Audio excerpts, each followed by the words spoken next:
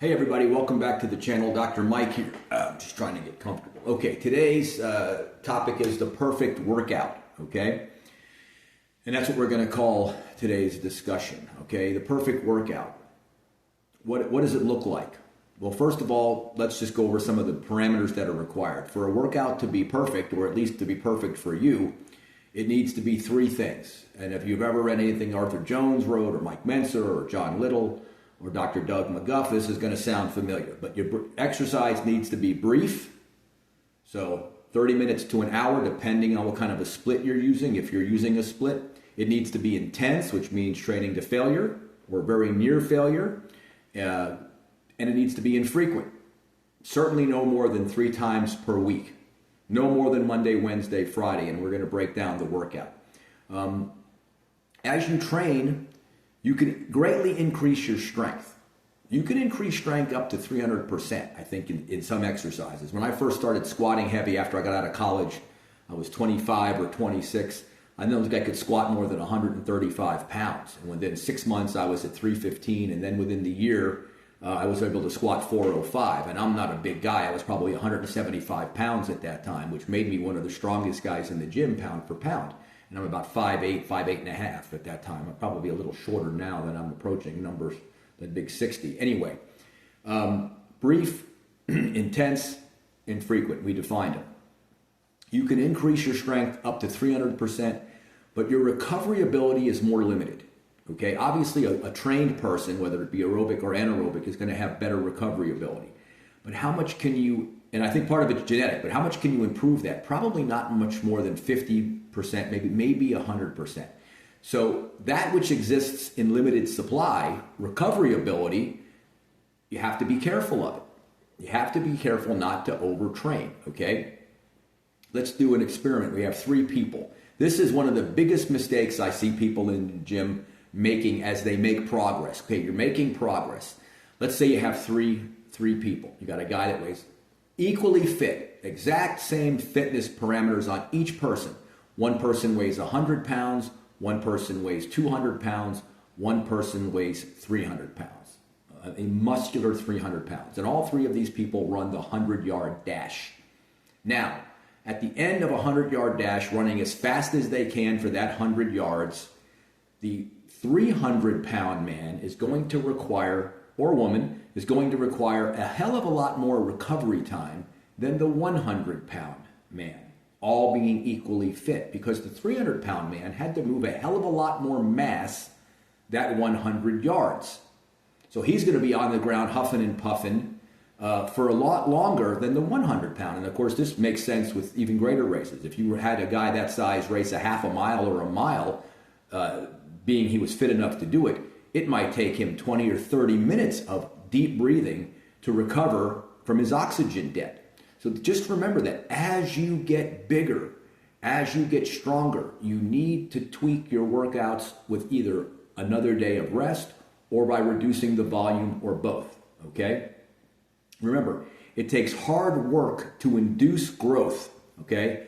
But it takes time to permit it. This is another mistake people make.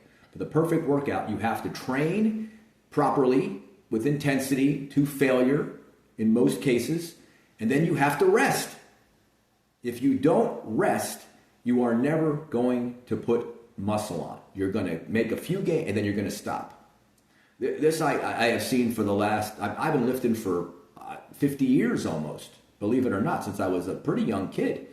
And the biggest mistake, you see people come into the gym and they start training and they make a little bit of improvement, but then they stagnate. They don't lose any more body fat. They don't grow any bigger muscles. And you think, God, they've been in here, and you see them train and they're training hard. They're not slacking, but they're not making any gains. And I would say this is most people in the gym. They're short-circuiting their gains because they're training too much. They're either training with too much volume or too frequent or both, okay? Overtraining, remember, leads to less recovery ability.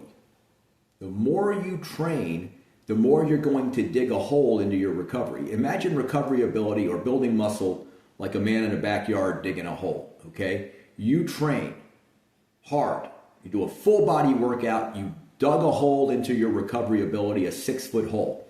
Now, it might take your body 2 or 3 days or even 4 days to fill in that hole, to catch up on its recovery. So now it's filled in the hole, but there's no muscle growth. Now it's going to take another couple of days, perhaps, depending on your genetics, to build that muscle. So if you're training Monday, a full body routine, and then you're going to train a full body routine Wednesday, but you needed to rest until Thursday or Friday or even Saturday before doing that routine again, you're going to short circuit your gains. And this has happened to me. There was a time when I was overtraining, and I wasn't even overtraining by that much, but I don't have superior genetics. We were training the whole body once a week in 5 days. So you do arms one day, chest another day, back another day. You would do legs another day, and then you do like shoulders and shoulders and abs the 5th day, Friday. So we weren't even doing multiple body workouts. It wasn't like we were training chest 3 days a week or 2 days a week. We were training everything once. We were doing too many sets, and I wasn't getting any rest between them. Part of the thing you have to remember is that we still don't know all the mechanisms that create muscle growth. I mean, there's a lot going on. Obviously, you need to have your protein intake correct. Muscles are made out of water and protein. Enough water intake. You have to have your sleep down. You have to have your rest. Rest is different than sleep, but you can put them together. You have to have your vitamins and minerals for the most part met. So all of these things go in to building muscle. And remember, building muscle is not something the body wants to do. You're fighting evolution. Your body wants to be as lean as possible so that you require as few calories as possible to maintain it. There were very few guys walking around who weren't genetic freaks 100,000 years ago that weighed 300 pounds. It just wasn't viable for a person to walk around that heavy, that muscular in a time when you might not eat but every 2 or 3 days. So just imagine that. The body doesn't want you to be super muscular and super lean. That doesn't bode well for the next famine. That's why I was always amused when you would see some of these zombie apocalypse movies and 5 years after the apocalypse, people are walking around who are 50, 80, 100 pounds overweight. No chance at that. Food would be so scarce that it would be very hard for anybody to maintain, that much fat mass several years after. That would be definitely a recipe for weight loss, is the zombie apocalypse. They have done studies on long-distance runners, these guys that won marathons or even triathlons, and what they have found is that some of these guys, upon a total cessation of running, require up to 6 months of rest for their body to fully recover from that much overtraining. And that's what it is. Now, it's required that much training to do what they do, but it's not good for the body. And we've talked about that in previous videos. Free radical damage, the amount of food you have to eat. Remember, every day is liver day. Every day is heart day, every day is pancreas day, every day is large intestine and small intestine day. All of these things are stressed when you train properly. And they support the muscle system, the cardiovascular system, the muscles, these are all working together. So when you train hard and you send all that lactic acid to the liver to be converted, that takes energy, that takes recovery ability. So, let's see. Just want to get across to you that the recovery ability is the most limiting factor in your workouts. So a perfect workout is one that's going to be hard enough to build muscle, okay, without overtraining. Just hard enough, often enough, intense enough to stimulate muscle growth, and then when the body is left alone, it will recover and you will build muscle. That's the perfect workout for you. Now, everyone's going to be a little bit different, but those are the basics, okay? So what kind of workout? It depends on what your goals are a little bit, and it also depends on how much time you have. So some years back, they did some research with what's called a body pod. It's basically a way of measuring body fat and lean body mass with air instead of water. Hydrostatic weighing is difficult. It's a pain. They got to lower you into a tub. It's a pain in the neck. But the AirPod is a very similar device, only with air instead of water. And what they found was that when they took people and they worked them out, full body exercises, and then they measured them in the AirPod to see the effects on their lean body mass, what they found was that in many cases, in most of these people, they would work out and they would lose weight. This is the recovery phase. So you work out on a Monday, Tuesday you weigh a little less. Your lean muscle is less. Wednesday your lean muscle is less. Thursday you're back up to where you were on Monday before you trained. Then Friday, Saturday. Most people took 6 to 7 days after a full body workout to recover, to be in a spot to work out again. Now think about that. How much are you training? Now again, these are full body routines. I believe one person in the study needed about 3 weeks in between. Don't quote me, but I think that was the furthest one out. This person was doing just a handful of sets and they didn't make any gains until they rested 3 weeks. Now that would be an extreme case, but I just want you to understand there are all kinds of extremes like this in the human race, from extreme people that are tall to very short, very fair-skinned, very dark-skinned. You find this on a broad spectrum in people. So, what would the workout look like? Let's cover that. So, on a full body routine, you're going to start with maybe 10 or 12 exercises. Squat or leg press, hamstring curl, calf, okay? Pull over, if you have a machine. If not, use a dumbbell. Right to pull down, a superset, okay? No rest in between sets. You do a seated row. You could do an upright row, okay? You could do a fly superset to a flat bench or an incline bench press.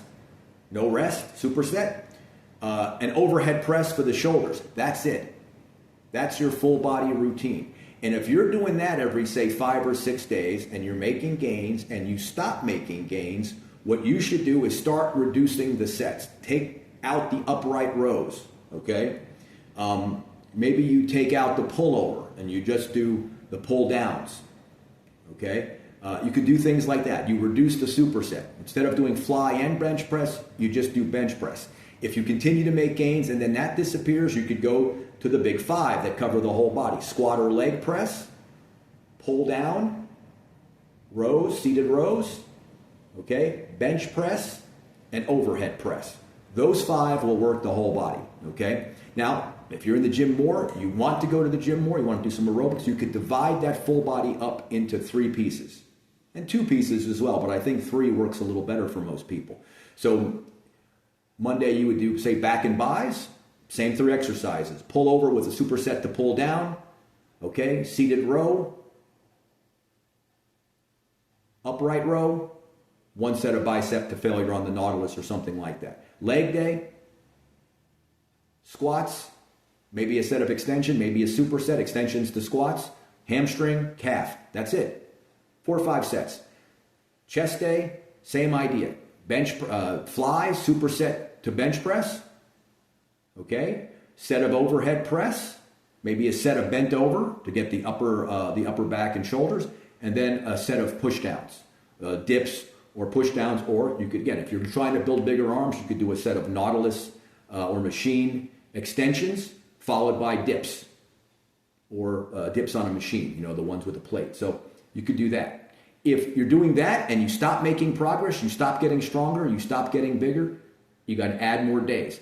The last routine I did religiously that was super abbreviated was some years back, training with a friend of mine, Wally. Wally went from 150 pounds to 215 pounds. He gained 65 pounds of muscle, and he was 6 feet tall. And I'll cover him in a whole nother video, what we went through with him. But we were doing the super split routine that Menser had come up with. We were doing back and bis Monday, legs on Thursday, chest, shoulders, and tries on the following Monday.